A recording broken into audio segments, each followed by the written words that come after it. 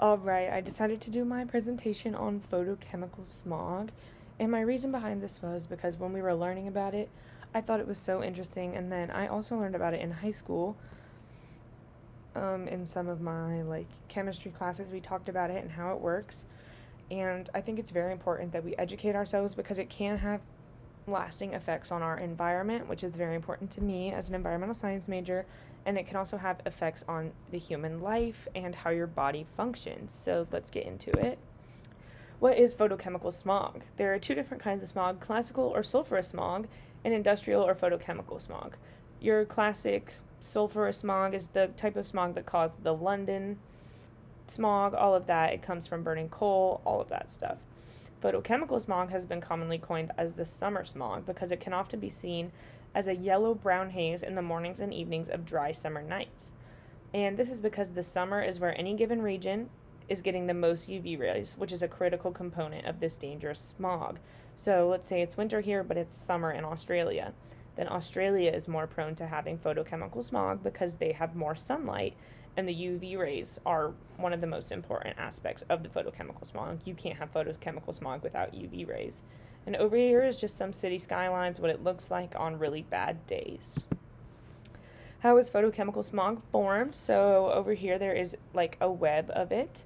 So you can see it starts with water, UV light, like we just talked about, all these gases that hang out in the air, ozone, ground level ozone that is, and all of that combines and it makes photochemical smog.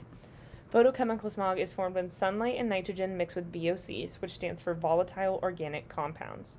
Volatile organic compounds are compounds that readily evaporate into the air. They are commonly found in various products and can have both short-term and long-term health effects and environmental effects. Some common VOCs are acetone, which is used in nail polish remover, butane, which is used in things like lighter fluid, formaldehyde, which is used to preserve stuff, whether it's bodies, other things that are going to be dissected, or just common things, and then fire retardants. All of these aspects are used worldwide on a daily basis, so this makes them very hard to get rid of, even if they are bad for human health and the environment. What are some effects of photochemical smog? Some effects that can be displayed in humans includes eye irritation, respiratory system irritation, asthma, chest pains, headaches, throat dryness, and irreversible lung and heart damage. Over here there's a little lung thing. Here's a healthy lung and then an unhealthy lung, obviously. And then if that's not enough, it also has significant environmental effects. So it causes the production of smog-sensitive crops such as tobacco to diminish greatly. It causes necrosis pattern on the upper surfaces of trees. So here's some leaves that got damaged by the chemicals that are in the air from the photochemical smog. And then it also interferes with growth and productivity of trees, which decreases oxygen. And then it decreases oxygen because obviously everybody knows trees take in carbon dioxide and let out oxygen. But if their productivity is lowered, then we end up with more carbon dioxide and less oxygen, which in turn is bad for humans, but it's also bad to have too much excess carbon dioxide in the environment. And then photochemical smog also in turn interferes with the nitrogen cycle. What nations and cities is it currently affecting and how? India, China, and Africa, which are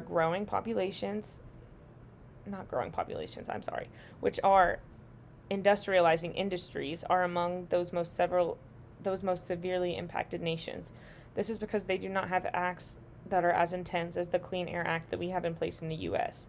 This allows for more toxic chemicals in the air, which allows for more photochemical smog.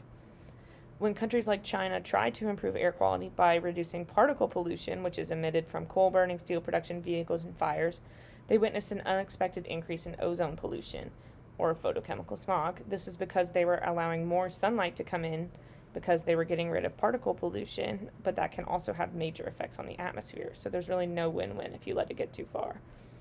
And the World Health Organization estimates that 4.2 million people die each year as a result of outdoor air population. Lasting effects of photochemical smog. Photochemical smog can cause obstructive pulmonary disease, which is a common lung condition that leads to restricted airflow and breathing conditions. It encompasses conditions such as emphysema and chronic bronchitis. This can be fatal. It can also cause fatal cardiovascular diseases, whether that's leading to cardio arrest, heart attacks, VFib, anything.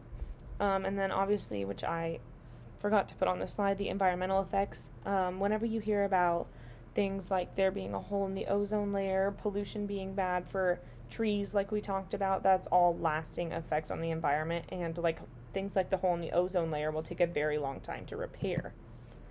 How we should try to prevent photochemical smog: you can reduce vehicle dependence, combine trips, so carpooling, all of that. Refuel at night. I didn't know this one and it kind of confused me, but this is because when you're fueling up your car, the vapors from the gas escape into the air, and during the daylight, this allows for photochemical smog to be produced. So if you refill your car at night, there's no daylight, so there's less UV rays and therefore less photochemical smog. And you can also reduce electricity usage. Here's all of my sources in my research. I used the photochemical smog article from sciencefacts.net, and then I also used the potential impact of smog spell on humans' health amid COVID-19 rages, which is on NIH.gov. And this is really interesting. I would 100% recommend that you read this if you're interested in photochemical smog. It just talks about the pandemic and how these things go together. And then I used the Chemistry Libre text article on photochemical smog, making haze while the sun shines. And that just talks about how it's formed, the chemical components of it.